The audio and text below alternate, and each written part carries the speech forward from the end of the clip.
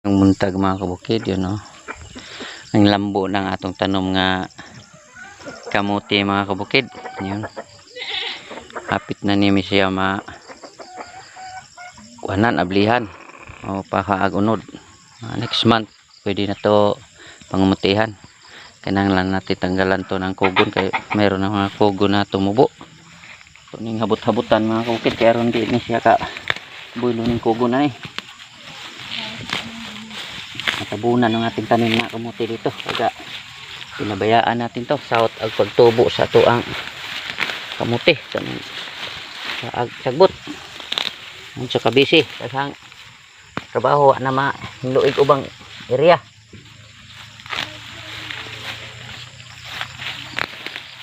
Sunod-sunod din ng ulan kaya bilis lumami yung damo. Parang kailan lang mga kabukid itong ating tanim ablihan na sa sunod na buwan. Ito nga mayroon na itong kunting laman to pero di pa natin to purahin. Yan lang mga kabukid. Ito sa sunod na po na itong video guys kaya isi pa ta diri ag yun lang muna mga kabukid. Thanks for watching. Bye bye guys and God bless us.